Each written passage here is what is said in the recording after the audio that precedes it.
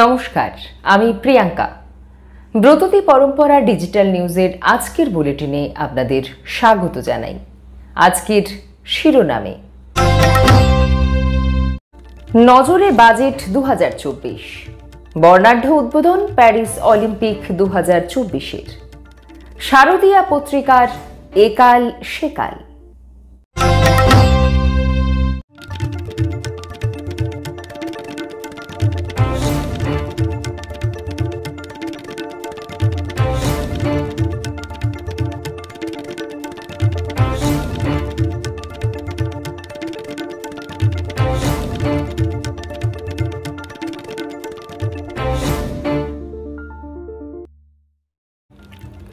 এখন সংবাদ সংকেত। চিকিৎসা বিজ্ঞানে যুগান্তকারী আবিষ্কার। এবার বাজারে আসতে চলেছে জীবনের মেয়াদ বৃদ্ধি করার ওষুধ। তবে সেটার কার্যকারিতা নির্ভর করবে মানুষটির মেডিকেল হিস্ট্রি, রোগ প্রতিরোধ ক্ষমতা ইত্যাদির উপর। ইম্পেরিয়াল কলেজ অব লন্ডন ও ব্রিটিশ মেডিকেল রিসার্চ কাউন্সিলের যৌথ উদ্যোগে এই গবেষণার কথা প্রকাশিত হয়েছে একটি বিখ্যাত সায়েন্স জার্নালে। ইঁদুরের উপর প্রয়োগ করে পাওয়া গেছে আশানুরূপ ফলও। তবে কমার্শিয়াল বাজারে আসতে সময় লাগবে আরও 2.5 থেকে 3 বছর।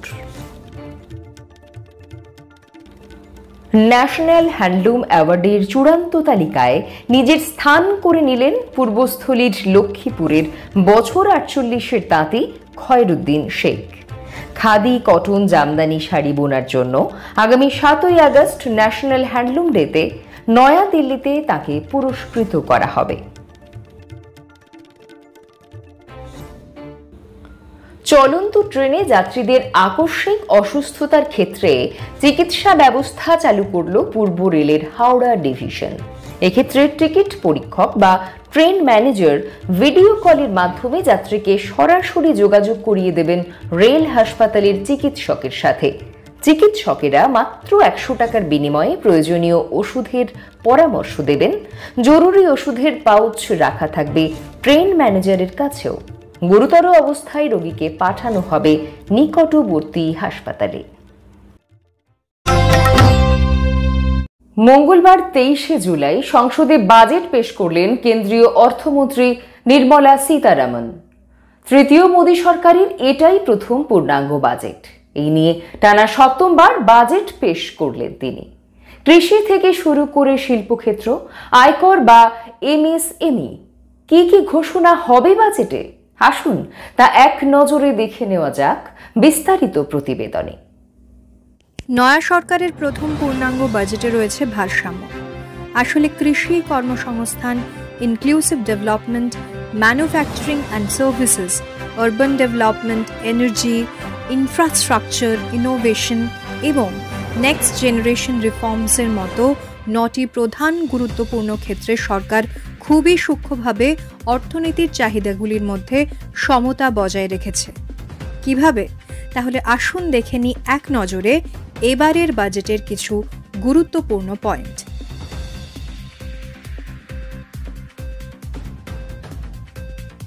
নতুন কর পরিকাঠামোয় বদল। 3 লক্ষ টাকা পর্যন্ত বেতনের ক্ষেত্রে কোনো কর দিতে হবে না। বেশ কিছু ক্ষেত্রে শুল্কে ছাড় দেওয়া হচ্ছে। ওষুধ, চিকিৎসা সরঞ্জাম, X-ray machine, mobile phone, mobile চার্জারে কমানো হচ্ছে শুল্ক। লিথিয়াম, কপার, কোবাল্টের মতো খনিজ পদার্থে তুলে নেওয়া হচ্ছে শুল্ক। পর্যটন প্রসঙ্গেও বিশেষ ঘোষণা করা হলো বাজেটে। সেখানে গুরুত্ব পেল বিহার। বিহার অসমের বন্যা আটকাতে আর্থিক সাহায্যের ঘোষণা। নির্বাণে বরাদ্দ প্রায় 11,11,111 কোটি টাকা। আগামী 5 বছরেও সেই ক্ষেত্রে জোর দেওয়া হবে। সৌরবিদ্যুৎ ব্যবহার করে 1 কোটি বাড়িতে 300 ইউনিট পর্যন্ত বিদ্যুৎ বিনামূল্যে পাওয়া যাবে। আবাস যোজনায় বাড়ি বানাতে 10 লক্ষ কোটি টাকা বরাদ্দ। 500 সংস্থায় ইন্টার্নশিপের বিশেষ সুযোগ 1 কোটি পড়ুয়ার। এমএসএমইর জন্য বিশেষ স্কিম। পূর্বের রাজ্যগুলির উন্নতির জন্য বিশেষ স্কিমের কথা বললেন নির্মলা। সেই রাজ্যগুলির মধ্যে থাকবে বিহার, অন্ধ্রপ্রদেশ, পশ্চিমবঙ্গ। প্রধানমন্ত্রীর প্যাকেজে 3টি স্কিম আনা হচ্ছে কর্মসংস্থানের জন্য। সেখানে দেওয়া হবে ইনসেন্টিভ। অর্থনীতিবিদদের মতে এই প্রথমবার বাজেটে কোনো অঙ্গরাজ্যর প্ল্যান প্রস্তাব করা হলো। এর আগে অন্য কোনো বাজেটে এমনটা হয়েছে কিনা সেটি জানা নেই। বিহার ও অন্ধ্রপ্রদেশের জন্য বিশেষ বরাদ্দ করা হয়েছে এই বাজেটে।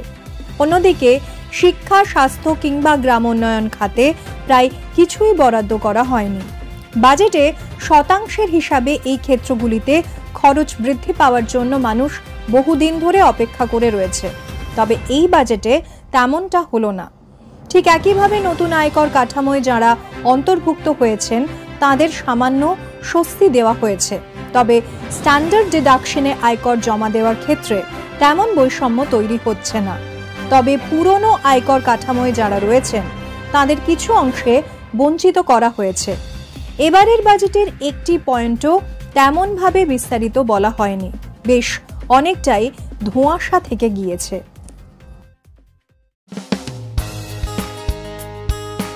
ব্রততী পরম্পরা ও কাব্যায়নের বিভিন্ন শাখায় অফলাইন ও অনলাইন আবৃত্তি প্রশিক্ষণের জন্য ভর্তি চলছে। কবির রোড, সল্টলেক, বারাকপুর, সোনারপুর, চুঁচুড়া, বেহালা, শ্রীরামপুর, শ্যামবাজার ও শান্তিনিকেতন শাখায় ভর্তির জন্য যোগাযোগ করুন এই নাম্বারগুলিতে।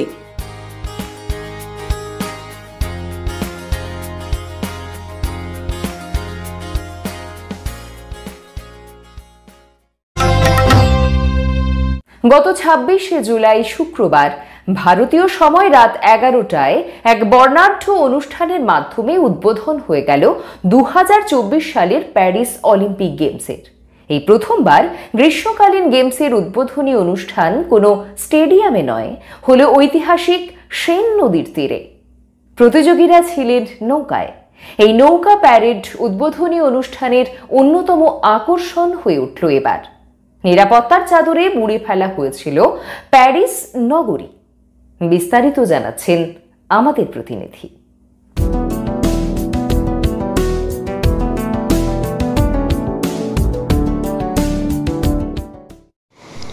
২০২৪ সালের অলিম্পিক গেমসের উদ্বোধনী অনুষ্ঠানের সময়েই ঘটল ভয়ানক বিপত্তি। বৃহস্পতিবার রাতে ফ্রান্সের দ্রুতগতি ট্রেন পরিষেবা ভয়ঙ্করভাবে ক্ষতিগ্রস্ত হয়। ফ্রান্স রেল কর্তৃপক্ষের সূত্রে জানা যায়, পরিকল্পিতভাবে অজ্ঞাত পরিচয় কোনো দুষ্কৃতীরা রাতের অন্ধকারে ৫টি জায়গায় আগুন লাগিয়ে দেওয়ায় প্রায় ৮ লক্ষ ফ্রান্সবাসী বেশ সমস্যায় পড়েছেন। SNCF জানিয়েছে, পরিস্থিতি স্বাভাবিক হতে প্রায় ১ সপ্তাহ সময় লাগবে। তবে সেন নদীর তীরে অনুষ্ঠিত উদ্বোধনী অনুষ্ঠান ছিল বর্ণময়। জলের পর্দা সরিয়ে প্রথম গ্রিস, তারপর একে একে আফগানিস্তান, দক্ষিণ আফ্রিকা এবং অন্যান্য দেশের প্রতিযোগীরা আত্মপ্রকাশ করেন। লেডি গাগার গানে মুলা রুজ এর বিশেষ নাচের তালে মেতে ওঠেন দর্শকেরা। ভারতের পক্ষ থেকে পতাকাবাহক হিসেবে ছিলেন PV সিন্ধু ও শরৎ কমলেরা।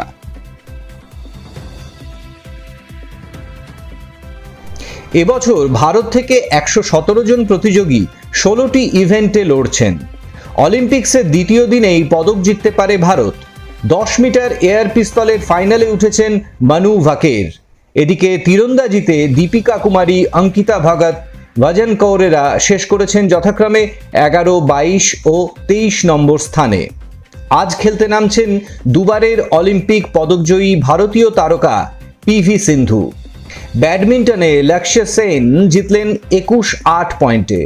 হকিতে ভারতীয় দল জিতল ৩-২-এ। টেবিল টেনিসে এগিয়েছেন হরমিত। এখনকার মতো পয়েন্ট টেবিলে অস্ট্রেলিয়া শীর্ষে। দেখা যাক ভারতের স্থান পয়েন্ট টেবিলের কোথায় থাকে। আপামর ভারতবাসীর অপেক্ষা সেই পদক তালিকার দিকেই।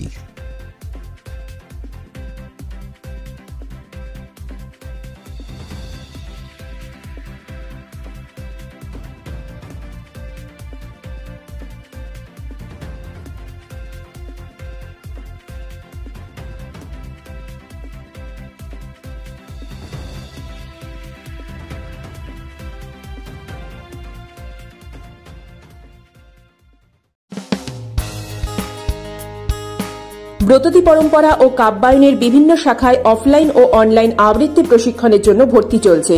কবির রোড, সল্টলেক, বারাকপুর, সোনারপুর, চুঁচুড়া, বেহালা, শ্রীরামপুর, শ্যামবাজার ও শান্তিনিকেতন শাখায় ভর্তির জন্য যোগাযোগ করুন এই নাম্বারগুলিতে।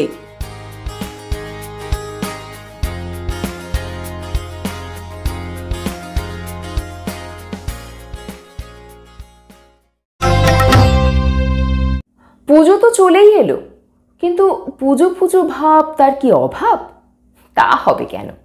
আগে যেমন পুজো আসার আগেই হাতে চলে আসতো শারদীয়ার বার্ষিক পত্রিকা, আর তার কাগজের গন্ধে ও পাতার নানা রকম ছবিতে মন ভরে উঠত পুজোর খুশিতে।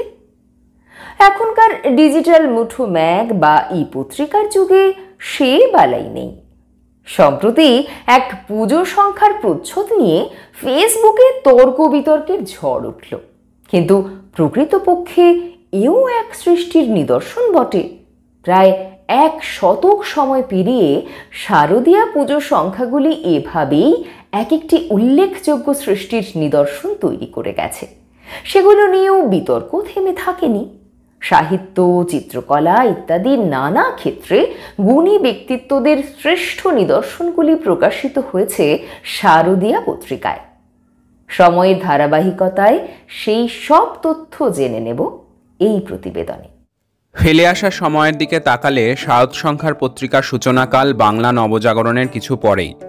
ব্রাহ্ম সমাজের বাগ্মী সমাজ সংস্কারক কেশবচন্দ্র সেনের মস্তিষ্কপ্রসূত ভাবনা ছিল আশ্বিনের ছুটি উপলক্ষে বাঙালির হাতে একটি বিশেষ সাহিত্য পত্রিকা তুলে দেওয়া।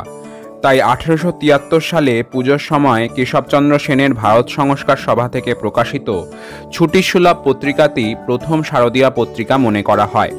এরপর প্রথম বিশ্বযুদ্ধ শুরু হওয়ার কিছু পরেই দৈনিক বসুমতী পত্রিকা আত্মপ্রকাশ করে। 1920 সাল থেকে এই পত্রিকা পুজো সংখ্যা হিসাবে বার্ষিক পুজো সংখ্যা প্রকাশ করতে থাকে। এই পত্রিকার শারদীয়া সংখ্যা আলাদা করে সেই সময় পাঠক মহলে আলোচিত হয়। এর কারণ বার্ষিক বসুমতী পুজো সংখ্যায় সর্বপ্রথম একটি করে পূর্ণাঙ্গ উপন্যাস প্রকাশ পেতে থাকে, যা তার আগে কোনো শারদীয়া পত্রপত্রিকায় দেখা যায়নি। এই উপন্যাস লেখকরা ছিলেন ক্ষীরোদপ্রসাদ বিদ্যাবিনোদ, অনুপমা দেবী, দেবেন্দ্র কুমার বসু প্রমুখ। 1927 সালে বসুমতী পত্রিকার পুজো সংখ্যায় ছাপা হয় রবীন্দ্রনাথ ঠাকুরের নাটক পরিত্রাণ। শারদীয়া পত্রিকার ইতিহাসে প্রথম নাটকের দেখা মেলে এই বসুমতী পত্রিকার পাতায়। আনন্দবাজার পত্রিকার শারদ সংখ্যার প্রকাশনা শুরু হয়েছিল 1926 সাল থেকে।